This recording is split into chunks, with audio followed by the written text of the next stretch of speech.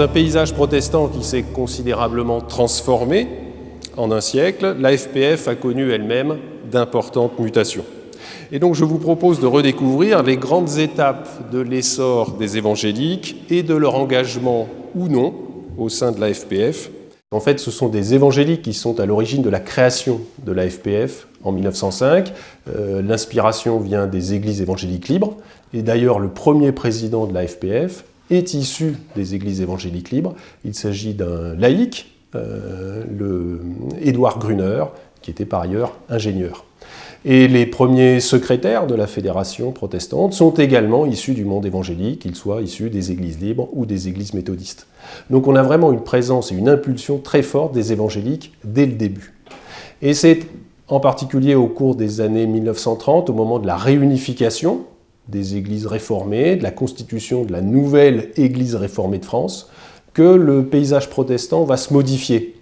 Dans la nouvelle Église réformée de France, une grande partie du courant évangélique est intégrée et du coup perd sa visibilité en tant que telle. Et donc on va avoir l'impression d'une véritable domination du monde réformé dans le paysage protestant et donc dans la FPF.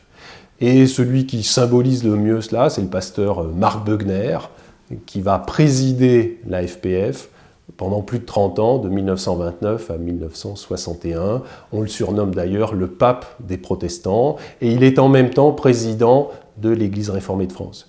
Donc là, on a une confusion, une domination numérique du monde réformé, qui fait qu'on a très souvent gardé cette image d'une fédération protestante dominée par le monde réformé. Alors ce qui va changer, c'est à la fin des années 60, avec l'ouverture de la FPF vers de nouvelles églises qui se développent fortement dans le monde évangélique. Donc vous allez avoir l'adhésion en 1972 de la mission évangélique tzigane, qui est une des églises qui connaît l'essor le plus important depuis 1945, et puis d'autres églises pentecôtistes qui se développent et qui adhèrent également à la fédération protestante. Donc pendant un certain temps, la fédération protestante va hésiter, va réfléchir sur son élargissement. C'est pour ça qu'elle va adopter une charte en 1993, et à partir de là, elle va assumer clairement son élargissement, et entre 1995 et 2016, ce sont une vingtaine d'unions d'églises issus du monde évangélique et pentecôtiste qui vont entrer dans la Fédération protestante de France. Alors les deux institutions ne se situent pas sur le même plan. La FPF ne se veut pas une super église, elle ne s'est pas dotée d'une confession de foi.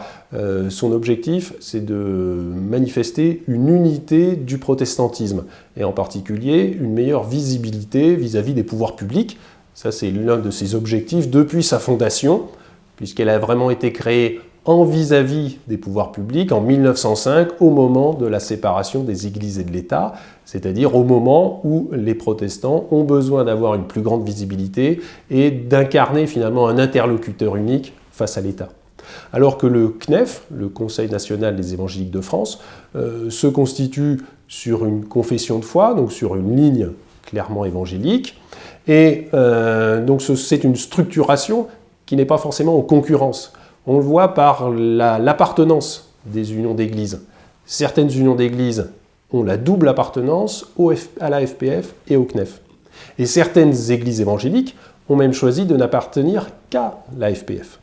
Donc on est bien sur une recomposition, une structuration du monde évangélique depuis les années 2000, parce que les frontières confessionnelles sont un peu plus fluides, parce qu'il y a une ouverture théologique des courants protestants, évangéliques et pentecôtistes. Alors tout le problème est de savoir ce que l'on donne comme définition à l'unité ou à la communion qui peut exister entre les églises membres de la Fédération protestante. S'il s'agit d'une unification qui ne dit pas son nom, alors évidemment là c'est un échec, et l'histoire de la Fédération protestante de France montre d'ailleurs que toutes les tentatives d'unification institutionnelle ont créé des tensions et ont échoué, comme par exemple dans les années 1960. Par contre, s'il s'agit d'affirmer une unité plurielle, avec la reconnaissance des diversités théologiques, puisque tout le monde n'a pas la même définition des grands concepts théologiques, tout le monde n'est pas d'accord sur le baptême, tout le monde n'est pas d'accord pour une pratique de l'intercommunion, ou s'il s'agit d'être d'accord sur les positions éthiques, alors évidemment, là, c'est une unité impossible. Par contre, s'il s'agit d'affirmer par-delà les différences une unité organique, là, c'est possible. C'est un enjeu majeur, mais qui d'ailleurs n'est pas propre à la Fédération protestante. On pourrait dire ça la même chose dans chaque union d'église. Il est parfois difficile pour même une union d'église de porter un message unique, puisqu'on le sait que chaque union d'église peut être traversée par des courants politiques, des courants éthiques, même des courants théologiques différents. Donc en fait, de ce point de vue-là, la Fédération n'est pas différente de ce qu'est l'essence même du protestantisme, c'est-à-dire une diversité depuis sa naissance au XVIe siècle.